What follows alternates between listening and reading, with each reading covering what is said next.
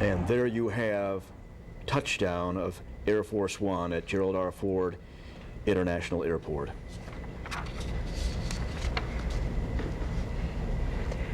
Even ahead of schedule, ahead of the adjusted schedule, the By amended about 7 schedule. minutes, yeah. After a flyover at his alma mater at 2:30 today in Ann Arbor, we got word that the plane was flying over University of Michigan. Every minute detail. They did not forget anything or anyone in the preparation for President Ford's journey back home to Michigan. He is finally home once again. We can, as we watch the plane taxi there, give you some indication as to what will follow now in this private ceremony on the tarmac at Ford International. They have armed forces body bearers, is what they call them. Armed forces body bearers who will remove the casket from the aircraft. There is music that was selected by President Ford and Mrs. Ford and the military district of Washington that helps to plan all of these state funerals. We'll hear ruffles and flourishes and drums and bugles. Hail to the chief, and there will be a 21-gun salute in 5-second intervals. They will also be playing a solemn, slower tempo, yellow and blue, maize and blue, Hail to the Victors. There on the tarmac before the family proceeds to the motorcade. The honorary pallbearers are obviously in place. Marty Allen, Marty and Sue accompanying the President's body back here to Grand Rapids from Washington. He was there as well for the state funeral. Longtime friend. He's a resident of East Grand Rapids. He's former executive of the old Kent Bank, which is now Fifth Third. But he has been involved with the Ford Foundation from the beginning, and he is chairman emeritus now.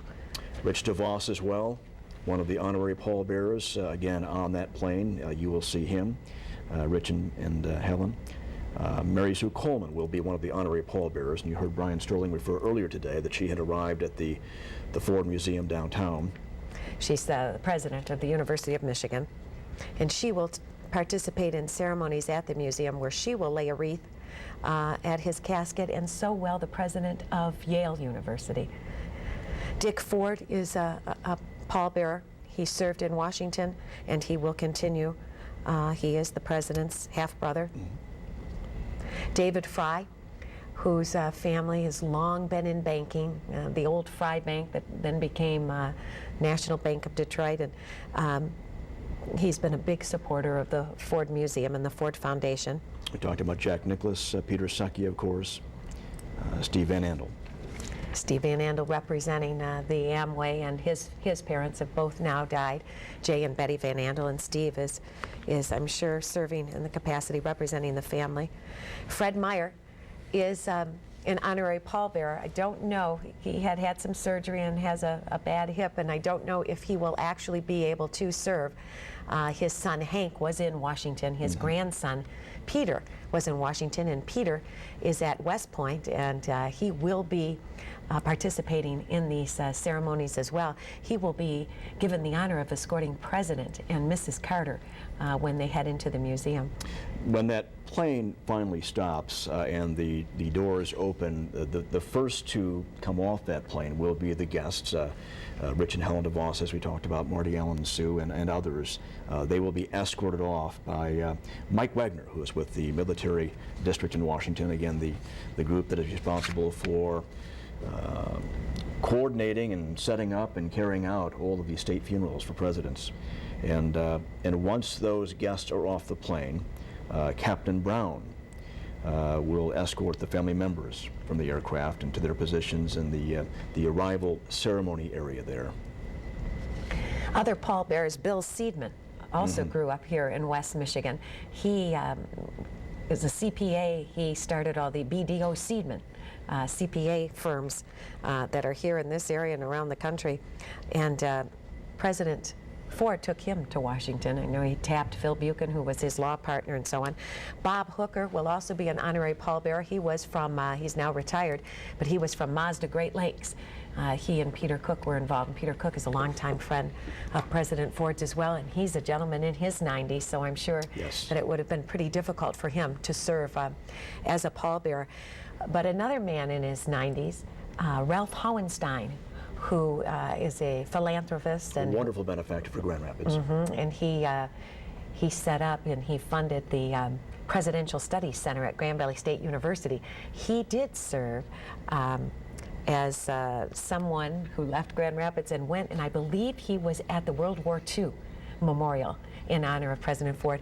Ralph Hohenstein worked intelligence in World War II, and he's written a book recently and talking about those experiences and so on, and the Ford family honored him by having him participate at the World War II monument over the weekend in Washington. Of course, one of the dignitaries on that plane, too, is former President Jimmy Carter and his wife, Rosa. And they will be here in Grand Rapids, assuming that former President Carter will make some remarks and eulogize. Yes, he's expected to. As you can see, the Air Force One plane bearing the body of Gerald Ford taxiing to where the ceremony will take place as they disembark the plane. On the left side of your screen, you see live pictures from part of the route that funeral procession will be taking through downtown Grand Rapids. There are people who have lined up, we are told, as Ann Sheever was with us earlier, at 28th and Patterson. That is another place where the procession will go by. Here you see the map of exactly where it will go. Down 96, around to the Ottawa exit, and then down through downtown, across those bridges until they arrive there at the museum. That will all begin after the ceremonies that will take place out at the Gerald R. Ford International Airport, where the presidential aircraft has landed, and this will start the official ceremonies here in Grand Rapids. This will be similar to the landing that you saw at Andrews Air Force Base, minus some of the military presence, so there will be military presence there. And then the entire procession will move into downtown. Now, we were doing the math earlier as we were listening to Sue Shaw report from the Ford Museum about the public repose beginning at 5 o'clock this afternoon. That may be a tough target to hit at this point. We're expecting that there will be at least a 20-25 minute private service here on the tarmac, followed by the motorcade, which would take about 45 minutes, I believe, to downtown Grand Rapids. And there is a private service then at the museum for the family and guests there before that public repose begins. So it is possible that 5 o'clock start time for public repose might be more like 5:30ish. That's just a guess at this point, but it's pretty hard to imagine that they could make that work at this time. You see on the bottom of the screen there all the restrictions, if you do go, of what you're allowed to carry, what you're allowed to do while you're there. It's been represented to us that it's for security reasons. You know, they don't want bags, purses. They don't want the cameras, I think out of respect to the family, but also if he's lying in repose, you're going through that line, they don't want to slow things up. They want to make sure everybody gets through. This is also under the scrutiny of Homeland Security. It is a special security event, as it must be when you have a gathering of this kind. And so Homeland Security has a hand now in these kinds of events and making sure that the security is in place and that things run as smoothly as possible. So some of those things may be because of that, the new age that we're living in. There certainly was an added amount of security in Washington, not that there isn't always a lot of security, but by early Saturday, in anticipation of the president's body arriving, the Capitol area had been sealed off. Part of that is because of security of large crowds. Part of that is because of security because of the funeral, but a lot of it is because you're bringing in all of these dignitaries that will be located in a central area. Same is true here. You have the entire Ford family that's coming in, former President Carter, his wife, former Secretary Donald Rumsfeld, Vice President Dick Cheney, former Defense Secretary Melvin Laird, we are told, is going to be in town. So all of these people in a central location, and because of the age in which we live, as we see Marty Allen deplaning from the presidential aircraft, And his along wife, with his Sue, wife there. Sue. This is an age where security does have to take precedence, although I suggest that the security here in Grand Rapids is also partially in place to help for crowd control, because I would anticipate a number of people turning out, and so they would like to keep it in such a way that it is manageable, because this will be a lot of people in a relatively confined area. Well, we've heard a number of close to 200,000. You see Peter Secchia, former Ambassador Peter Secchia, and his wife Joan, who are getting ready to walk down. Dick DeVos there and Helen. Is that David Kenner? I'm trying to see if that's the photographer. I'm not quite sure behind them. No, that's the minister. That's Reverend Certain from the Palm Desert Church, St. Margaret's. Behind Richard and Helen DeVos Episcopal. there, yes. You know, Marty Allen, as you saw Marty and Sue walking down, he remained in touch with President Ford on a weekly basis.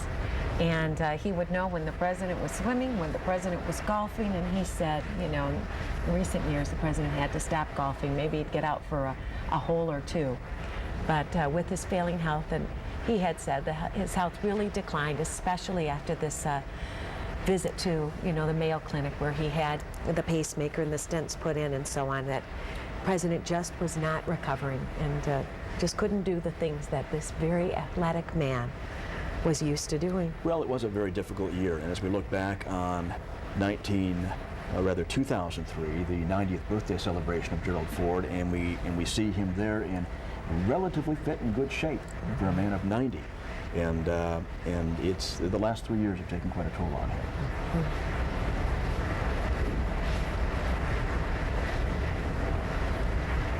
This is the West Michigan connection here. Those who will stand in his stead and in an honorary capacity bear his remains.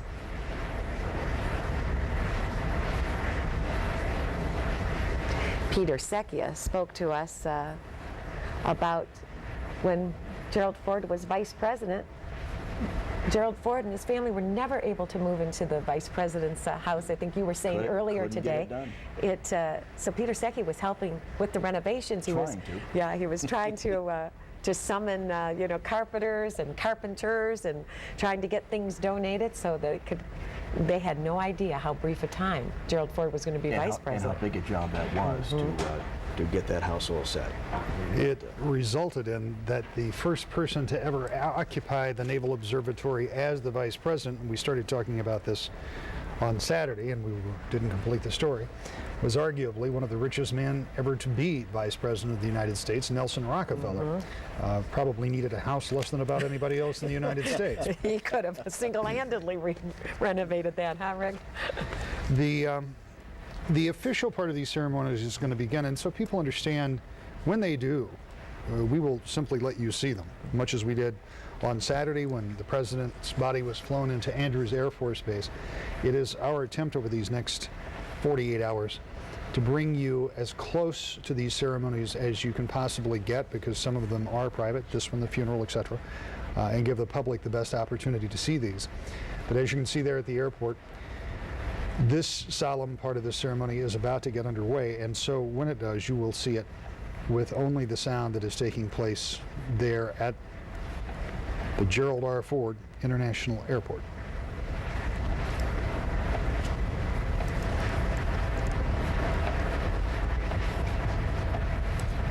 You're watching the University of Michigan Marching Band right there. That band flown in clearly early today because they were out in Pasadena last night for the Rose Bowl, an unfortunate defeat for the Wolverines to the University of Southern California Trojans. But that band, tired though they may be, a long trip for them, they are here. And paying their respects to President Ford.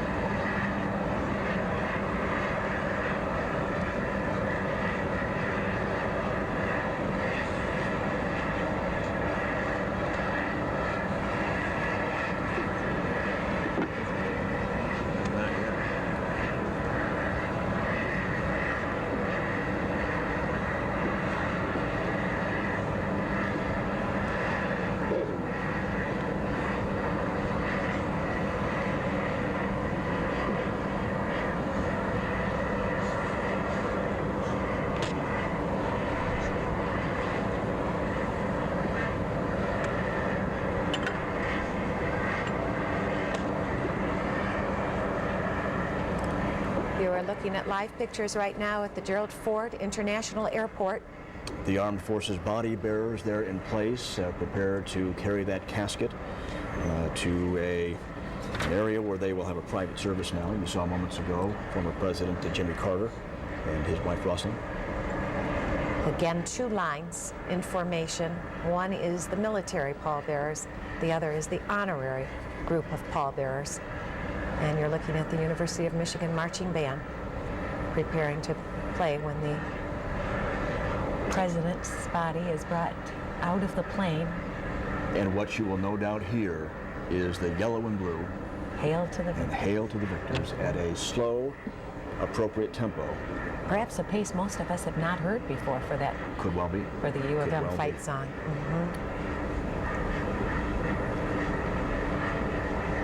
We will, of course, also hear ruffles and flourishes and hail to the chief. And a 21-gun salute will take place as well.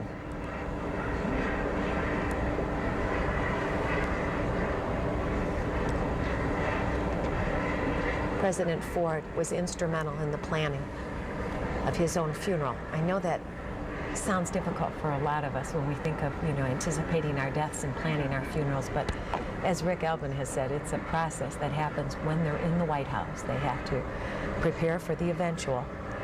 And It was not something he wanted to do. He was plotted in the book. He gives so much planning to it some 30 years ago. His original intent was to have a very private service with family and friends, as one would expect him to want. He was convinced by some of those family and friends that perhaps the nation would want more, and certainly that he would deserve more in terms of his contributions to the country. He was convinced to do, as we pointed out a couple of times, a smaller, less complicated service than some have been. On the other hand, this is a relatively new era where we have presidents, both Reagan and Ford, who have died in California. They travel across the country for those services in Washington. In the case of President Reagan, back to the West Coast to be buried at his museum. In this case, of course, President Ford coming back here to the Midwest. And it is a little different as time has gone by. I recall even when Dwight Eisenhower passed away, he died and was taken across the country by train. It was in 1968, if memory serves, 69 in that neighborhood. So there wasn't this great flying back and forth. The ceremonies moved a little slower. Even when Senator Robert Kennedy was killed on the West Coast in 1968, his body traveled by train. So this is a relatively new development where the bodies are transported by jet aircraft, so that gives more opportunity for more of these services, very much like the ones we'll see here in the next 48 hours. And the protocol certainly has changed as well, really set in motion back in 1895, Ulysses S. Grant. Two presidents after Abraham Lincoln, of course, and that being such a difficult time for this country.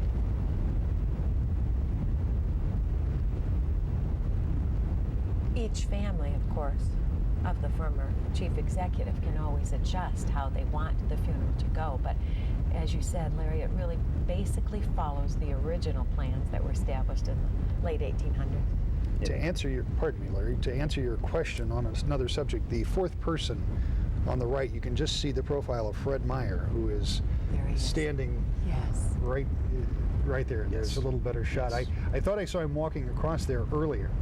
But Mr. Meyer, who has been so generous to this community, that's Mary Sue Coleman, I believe. Yes, president of U of M. But Fred Meyer, who has made such an indelible mark on this community as well in a different way. That's Robert Hooker, you can see next to Mary Sue Coleman. So certainly a broad representation of people in West Michigan who have had dramatic impact on this city, and they have appropriately all turned out to greet President Ford as he comes home for services that will continue really for the next at least 24 hours and a bit beyond. And all of those folks we've seen assembled there now have already in recent days given wonderful tributes and recollections of the friendship that they had with Gerald Ford. You're looking at former First Lady Betty Ford, who made her way off the plane and is now sitting in the car, probably waiting for the ceremony to begin. Army Major General Guy Swan, right there, her military escort for these difficult days, taking her arm, and will be with her step by step once again. And that is her son Jack on her other arm. Throughout the ceremonies and services and different remembrances, different sons have taken her arm and helped to escort her through. She's a remarkable woman at the age of 88. Don't know if you had a chance to see that, but former President Carter leaned forward and gave her a kiss on the cheek as he stepped up behind the former First Lady.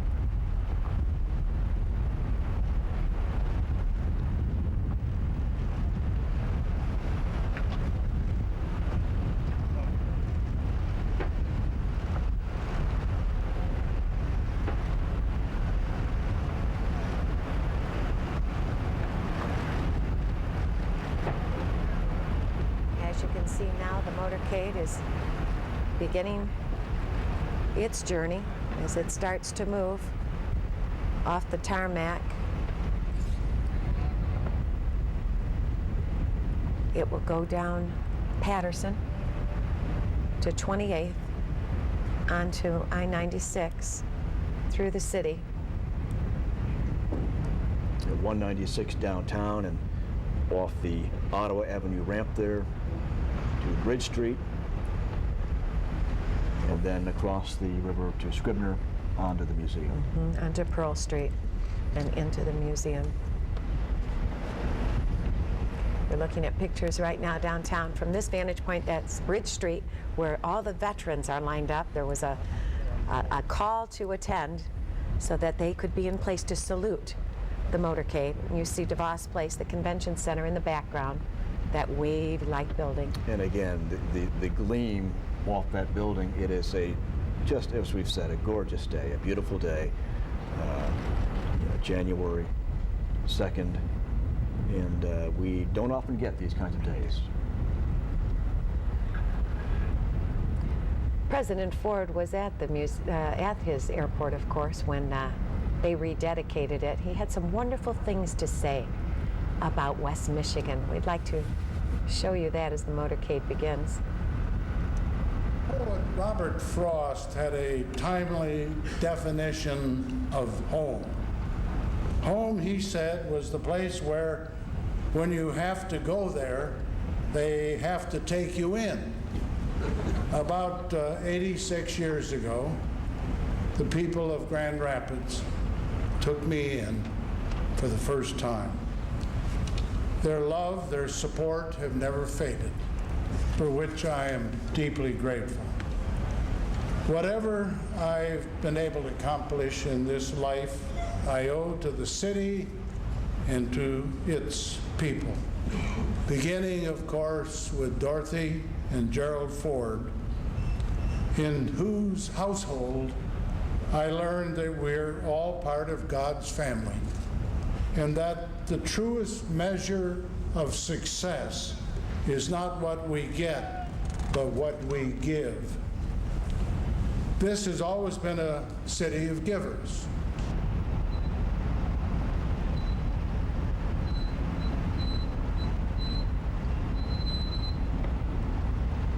You were listening to President Gerald Ford back in 1999 when the airport bearing his name was rededicated, and he came and spoke about the great honor he felt in having his name be attached to that airport for constant reminder, a memorial truly to him. There is a memorial in front of that Paul Collins mural out at the airport, and as I came through on Sunday evening back from the services in Washington, as we watched that procession start to make its way out of the east side of the airport, as I came through there Sunday night, people were walking up to the memorial, not necessarily placing anything there because they're traveling, but any number of people were walking up to that and in some form or another paying their respects. And I think it's interesting to note all of the people that were in Washington that were standing in line waiting to pay their respects to a president who, of course, most people never meet, never talk to, but as a matter of respect for the man in the office, they showed up. It's a little different here in Grand Rapids. When these folks here begin to go through, many of them will have known Congressman Jerry Ford. Many of them will have interacted with him or his office, and they will have a much closer association, taking nothing away at all from those services in Washington. But this is home where, for a quarter of a century, he represented people in the 5th District, the old 5th District, in Washington. And more than a few people have been able to talk to and hear from and have problems answered by Congressman Jerry Ford. And now as former President Jerry Ford comes home, many of them will have a very direct and personal connection to these ceremonies. Always accessible, always approachable. And we talked about, we're going to go to Ann Schieber right now. She is down on the motorcade route, and as the motorcade winds its way out to 28th Street, she's at the 28th and Patterson. Ann?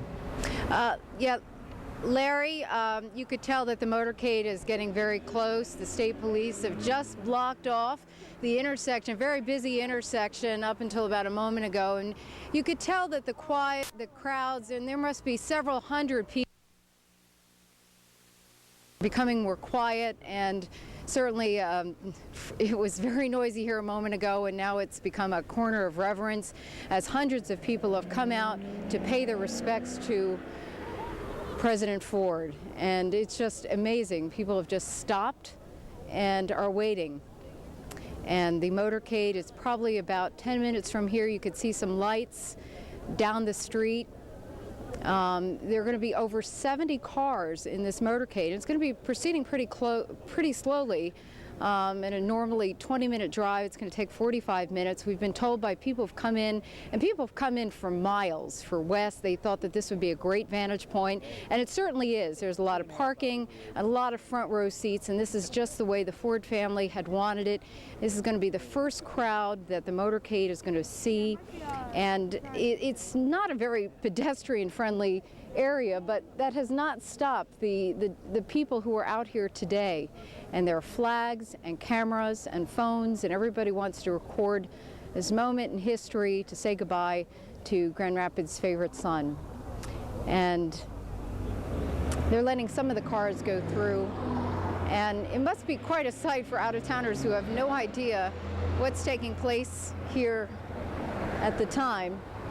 But everybody's treating the moment pretty respectfully, and cars are driving more quietly. I've been told by a couple of the people who came in that there are people lined on the overpasses to see the motorcade as it proceeds down the highway. And a lot of people, too, are also wondering why the motorcade is coming down this way, where there were more accessible roads to get to downtown from the airport. But again, this is a very visible intersection, and it was a place where people could stop and see and pay their respects. And we think that the motorcade is not that far off from here.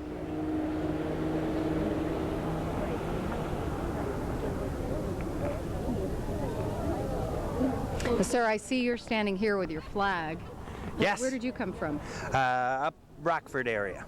Okay, and how about you? And this is your grandson? Yes, this is my grandson, and Chris. You were off from school today. What do you think of this moment? You're here seeing an historic moment. I'm really happy because, well, You got your flag here. Do you yes. remember, did you learn much about President Ford in school? You're too young to remember, certainly, but your grandfather remembers. Oh, I certainly do. Oh, yes, yeah. You wouldn't have I missed lived it. on the northeast side of town my whole life, so yeah, I've heard him talk campaign and everything, and yeah, quite a well-known man in this area, really. Yeah. Why did you pick this spot to pay your respects? Actually, figured it's a nice corner to catch him coming two different ways, Sure. towards us and down the street. Sure.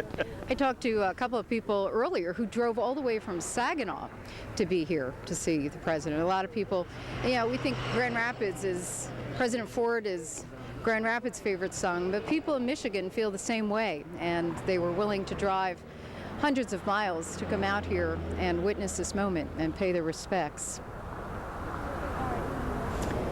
And people are lined up even farther west where they really can't even get a good picture, but it's just being here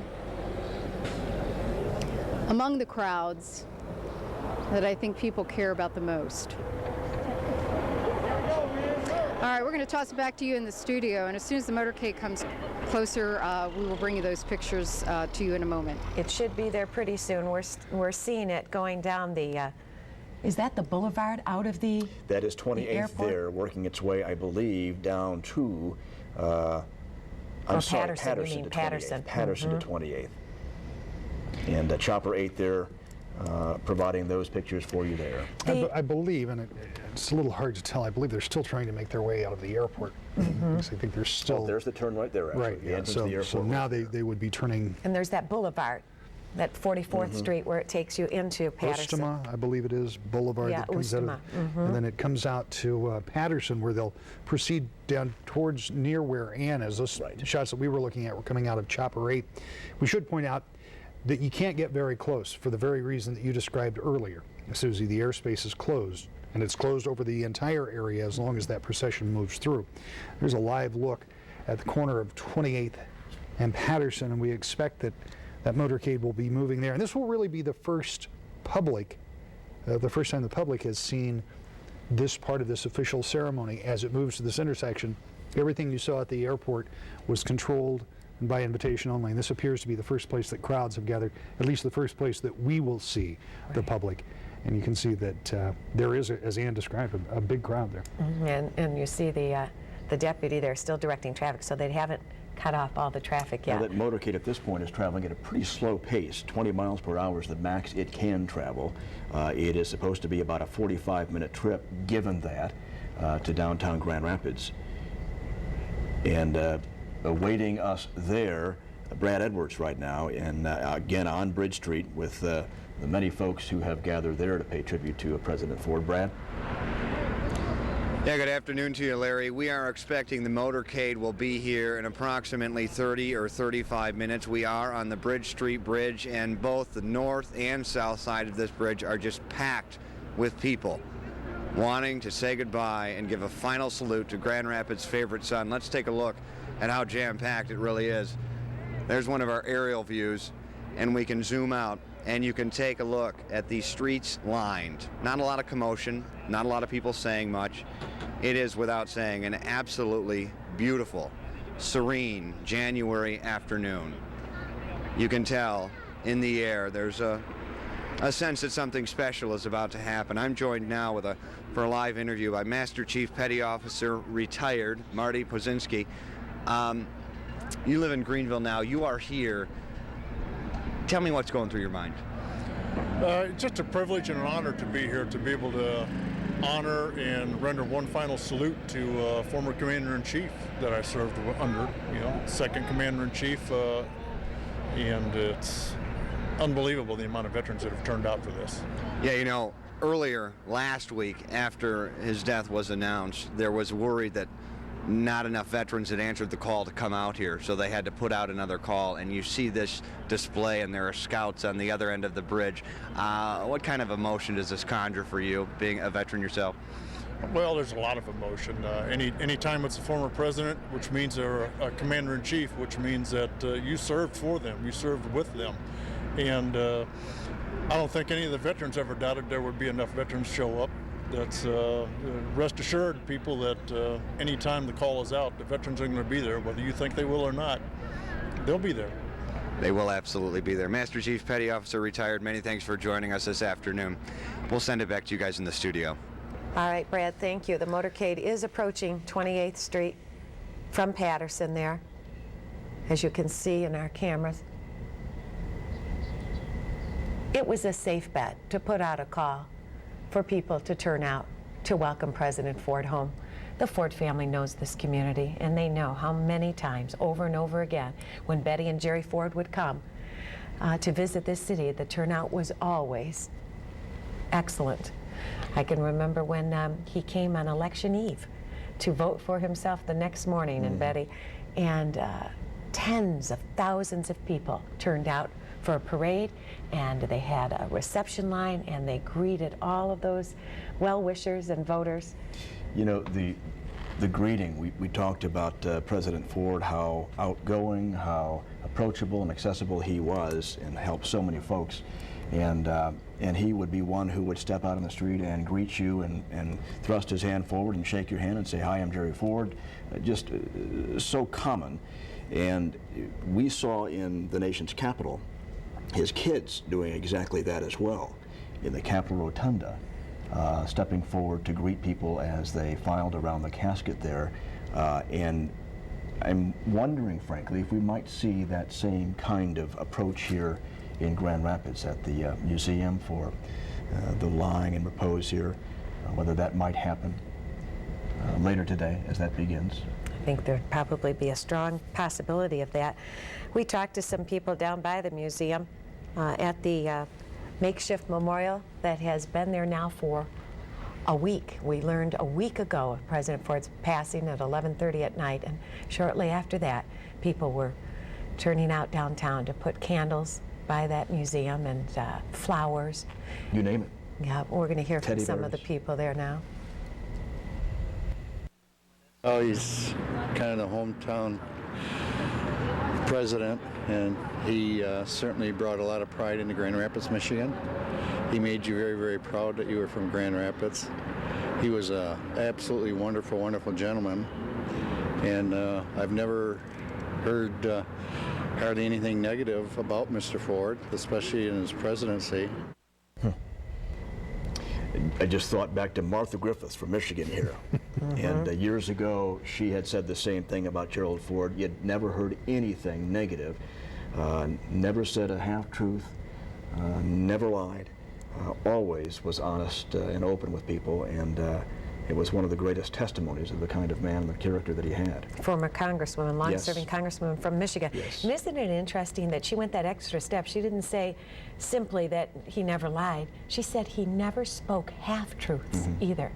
You know, the little white lies everybody thinks are okay in this day and age, that you can say them and no harm caused. Never said anything negative about anyone. A bad thing about anyone. Oh, to live your life and not have something bad coming out of your mouth is something else. And for Gerald Ford to have, you know, that as you know, a top characteristic of that man.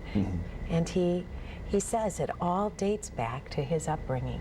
And Betty Ford says the same, the Midwestern roots that they had, the morals and the values that they were raised in and that they tried to instill in that next generation. A love of God, strong work ethic, and the family, clearly he had wonderful upbringing. What did he say? The motto at the Ford household was never tell a lie, Always work come hard. to dinner on time, I think. and Always work hard. get to dinner on time. Yeah. So you're seeing the motorcade, the 70-plus cars and vans making their way down Patterson toward 28th. There's a memorial cemetery right on the corner there at Patterson and 28th too, when they make that turn to get on the southeast freeway. corner there, yes. Look at the steady stream of people lining up on both sides. They're at that intersection. I would like to go back to Ann Schieber if we could, if she is available. They're turning right by Ann. It's amazing. Here's the hearse.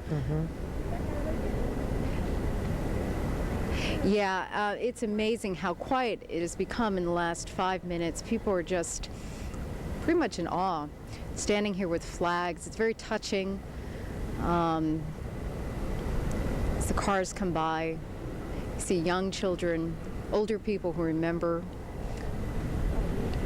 President Ford's early political days.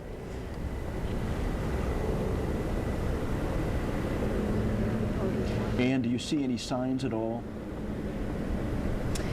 Signs of Any Just signs written to signs. show the former You know, president's family? no, just a lot of flags and people taking pictures, but doing respectfully. And you know, we were talking about it. You don't want to call people spectators. They're here to pay their respects, and everyone's just kind of taking this moment to be quiet. See some saluting and waving. And we see a lot of grandparents here with grandchildren and pointing out, you know, who they think is where. A lot of dignity. decorum Yes. on the part of Yeah. those who are lining the motorcade route, as well as those who are People in want it. to be a part of something so historic, and Yeah. this is a history lesson. And it really is. Even the cars that, have been stopped here now for about 20 minutes, and this is probably the busiest intersection in Grand Rapids area, and they don't seem to mind waiting. Some people have gotten out of their cars to wait for the motorcade to pass.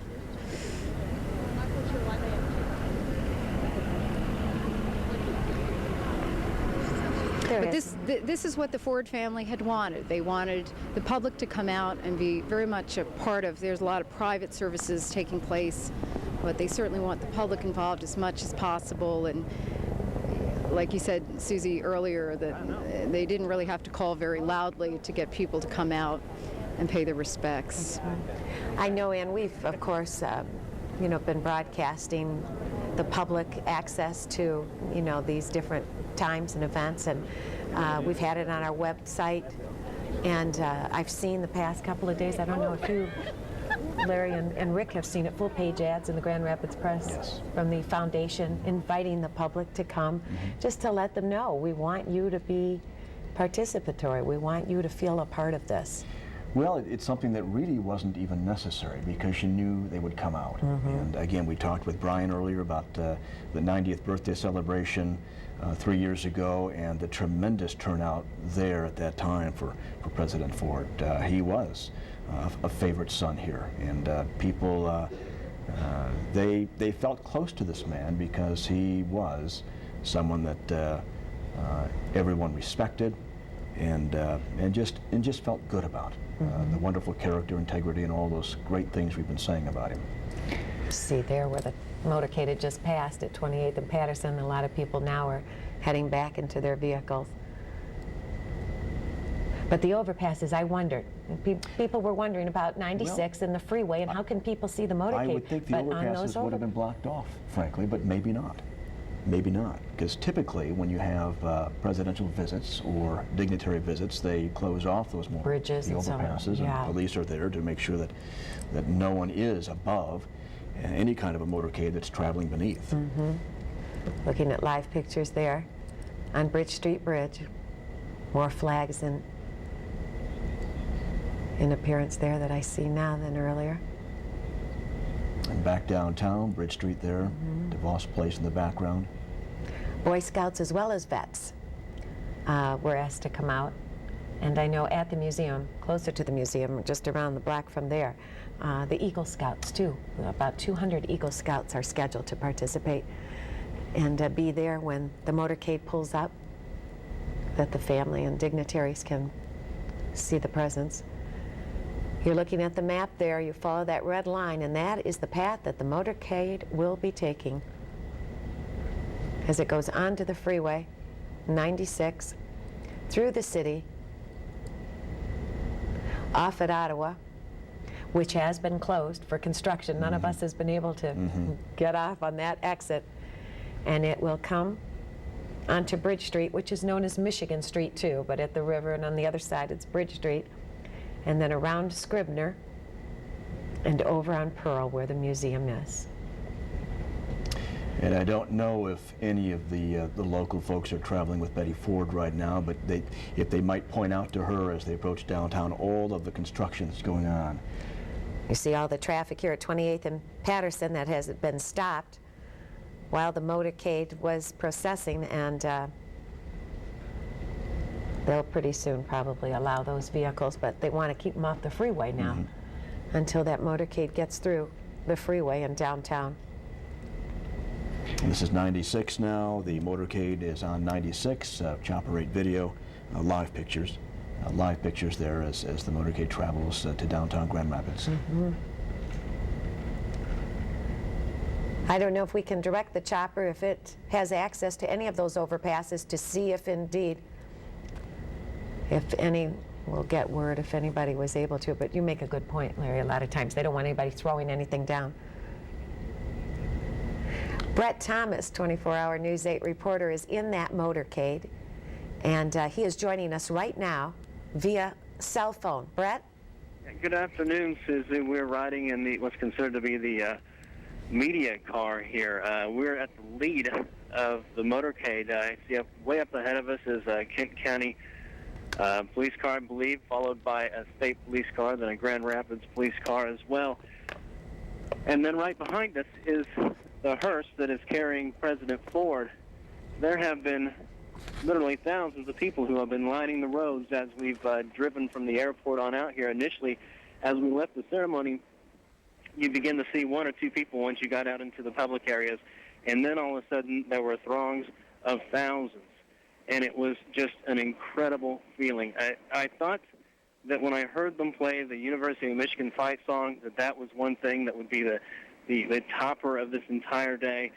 And when we got out and saw all the people who had brought their children, their dogs, signs saying God bless Gerald Ford, it really just starts to make you start to grow a little frog in your throat, because it truly is an amazing sight. Brett, who is in the vehicle with you in the lead car? We're riding with Sergeant Flaherty out of St. John's. He's driving the car. He's with the Michigan National Guard, and then we have the family's official photographer who's in the front seat with us. We have a couple, a press photographer, a press reporter, and somebody from the Michigan radio. So it's essentially a press vehicle. The sign on the front of the vehicle says camera, and that's essentially me. Outside of our press photographer, our friend who's shooting still photographs, I have a little handheld video camera that I'm taking some of these scenes as we move along, Susie. All right, I know we will be able to see that later, but you could not have live capability there on that camera. I wish we could, because I would love for you all to be able to see this right now. It's certainly, I know that you're able to look at it from different vantage points, but to be in a vehicle here on the road, passing by all of these just amazing people who have come out and stood in the cold today to wish a president well and to welcome him back home to Grand Rapids has been quite a sight. Brett, we certainly want to get your perspective once you get downtown and the off-ramp on Ottawa to Bridge Street, where so many have gathered. We would again like to hook up with you at that point and just give us your perspective, your insights as someone in that motorcade receiving all of what's there. So I will certainly do that as soon as we get down there. We're not far, actually, from making it. Then we're just crossing the sign here, the Y basically that goes on 96, and the other that heads out to 196. We're getting up close to that. Just so you're heading left a little there now. You're making that yeah, curve a little we're headed west, coming up on the East Beltline exit in a little ways here, probably about a mile or so. Mm-hmm. Going underneath, I believe that's the Fulton Street Bridge, if I'm not mistaken, and there are a whole bunch of people just lined up on the side of the bridge there, just cascading down it on the ramp there, the ground berm with American flags. It is just an incredible sight here. So you're seeing people on in the ramp area of the freeway as you're going past? Well, I wouldn't say call it the ramp area. I might have misspoke there a little bit, but you know how there are ground berms that basically run up the sides of the bridges, and there are people cascading down those. It's almost as if they're sitting on dirt bleachers to see this event as it unfolds in front of them. But anybody on overpasses themselves, Brett? Yeah, there have been a few people on the overpasses, but most of those people are towards the ends of them. I don't believe the police are allowing them to walk out directly onto the overpass themselves. Right. They have a number of the exits and entrances to the highway blocked off. In fact, if you are headed westbound right now on 196, you aren't going to be going anywhere until this motorcade passes you by. Brett, can you give us some sense of the emotion that you witnessed back at the airport as you got underway there before folks stepped into the vehicles? Well, I can tell you that it was quiet. It was so quiet and so reverent and intense as well. I mean, this was a historical moment that so many people are witnessing, and they wanted to be able to drink it all in with every single second that passed by and never forget it. Just lock it in your memory. And we hopped in our cars and slowly left, and you couldn't hear anything. You couldn't have you could have heard a pin drop, essentially, to steal a phrase there. It was so quiet, and I'd never heard cars so quietly creep out of an airport before. Nobody making a sound. But then all of a sudden you got off the private grounds of the airport or the fenced-in grounds and got into the public areas, and suddenly you see a dotting of a person. You'd hear a clap. You might hear somebody yelling something in support, and suddenly you ran into this huge throng of people that were just lining both sides of the road. It was quite a scene. I must tell you now that we are just now passing Calgary Church, I believe is what it is, off of East Beltline. Yes, and there are all sorts of people out there, just standing and waving and grabbing their cameras and pointing with their children and saying, hey, look, there goes a former president, an incredible man. Don't ever forget this moment. Well, you are entering his namesake freeway now, Ford Freeway, I-196. That's right. We get very close to downtown Grand Rapids. Yeah, we are coming up on it. They have either they have stopped all the lanes going eastbound. It doesn't appear that they've stopped them, but a number of people on their own volition have stopped. The traffic is moving slowly in the eastbound lanes at this point. There are all sorts of people standing in front of their cars, standing out in front of on the side of the road, holding up cameras just with their hands in their pockets. We just went underneath another bridge here. It's the Maryland Avenue Bridge, and there were people on the side of the bridge. There's an officer there who's directing people across and not letting them go out too far into it. But as the president came underneath, I heard a cheer come up. Oh, that's special. I'm just running by Riverside Integrated Systems right now as well. There are people standing on the roofs of some of these buildings here. This site is just amazing.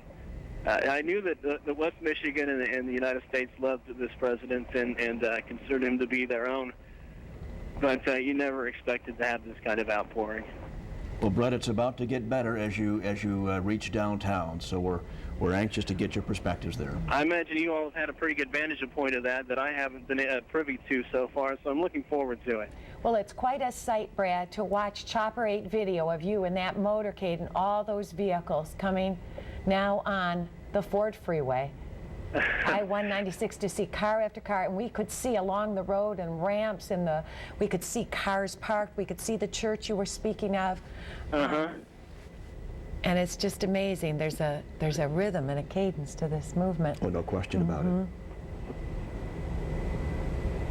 Yeah, we are just now passing Meekoff, a business called Meekoff Tire there, I believe is how you pronounce it, and all sorts of people out there as well along the sides, lining the fence row there, parked in their cars, waiting for the president to pass by. Ford Freeway and Fuller there. They're very close. Another couple of exits, and they'll be downtown. We're coming up on Fuller Avenue, Susie, and I guess you all have probably seen this so far, but the Fuller Avenue Bridge is full of people. We can see that, Brett. We can see that. Yeah, who are standing, holding on to the fence there, prepared to wish the president a final goodbye. Did you just go under it, Brett? We are just now crossing underneath it right now. We see you. We see you right now crossing under it. Oh, wow. Yeah. Are you watching from Chopper 8? We are. We are from a land camera right now. We're watching the hearse, and we know that you are the vehicle just in front of the hearse there.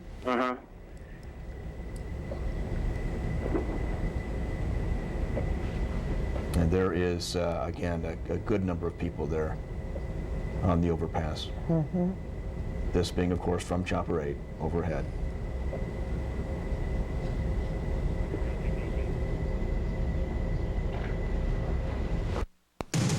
Now, a special report from 24 Hour News 8.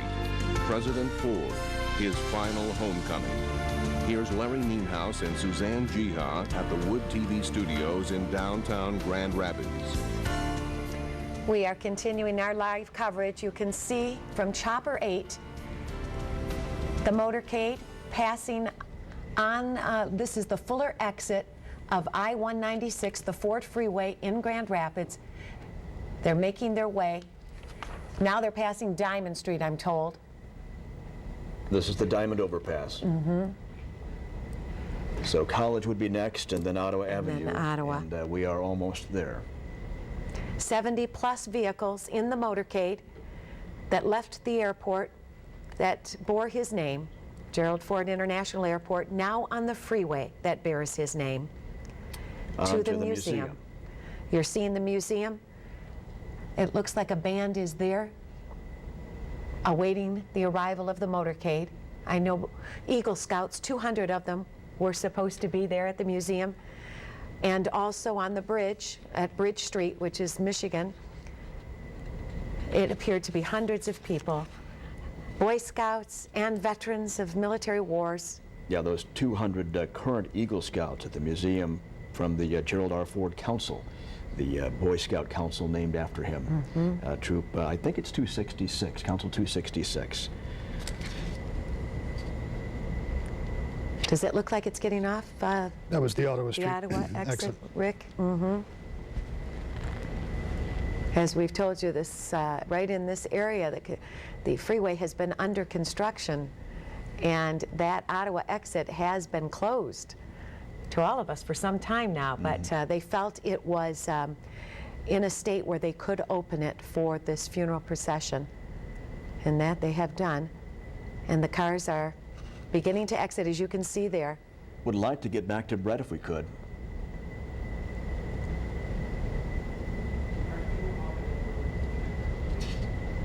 Is Brett still on the line for us? He might be. It's possible. There could be. He's on a cell phone. There could be a little interference as he gets into the downtown area there and makes that turn. The procession into the museum, which will begin shortly. Some of the cars are off now. Looks like they are off on Ottawa. They have just passed the Ford Federal Building. Yep.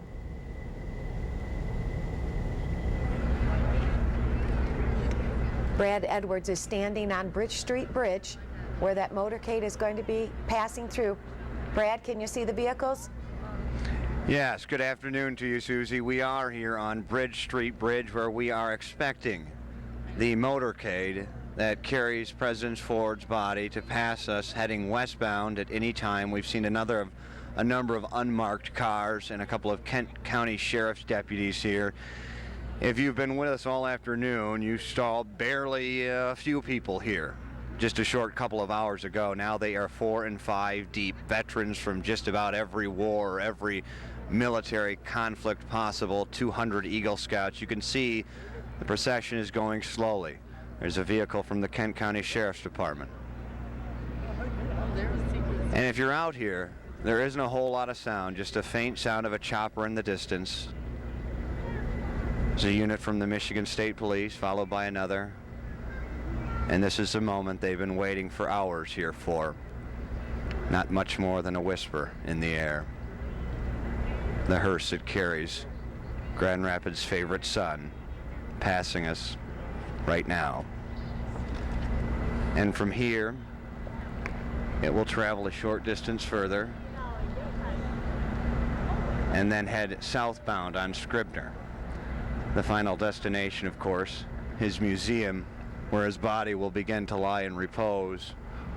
We see Ford family members waving, and a lot of Ford fans here. That's people who are standing around. They're just fans of one Jerry Ford. As the family passes in their motorcade, a lot of Cadillacs and Lincolns, spit shined and black, waving. That's the scene from here. Back to you guys. We're watching it as you describe it, Brett.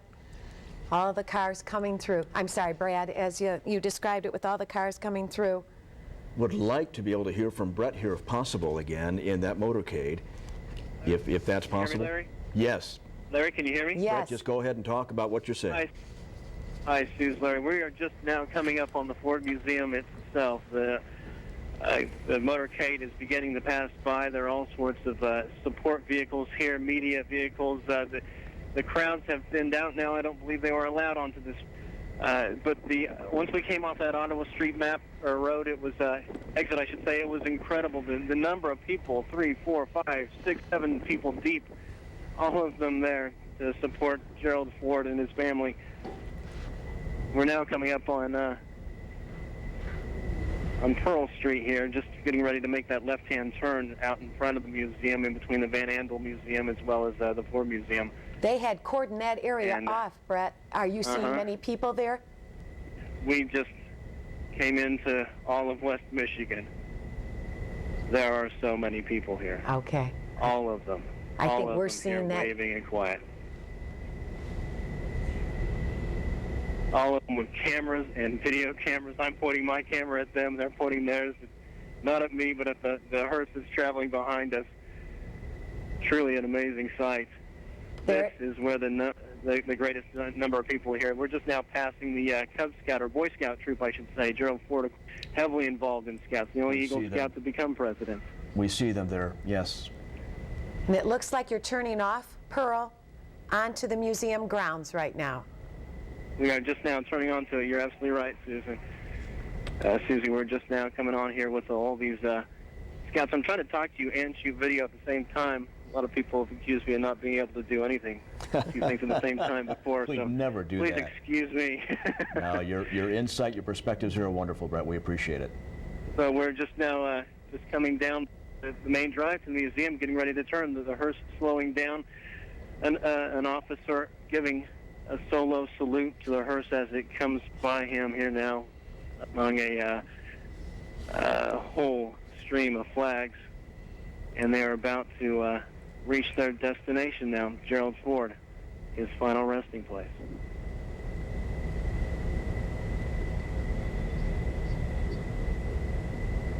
And as these vehicles come to a stop and the procession ensues here into the museum, this will be a wonderful spectacle here. There's a bagpiper that will play. And imagine that on the banks of the Grand River, and with the silence, the reverence in that area, will, I'm sure, be a wonderful, wonderful moment.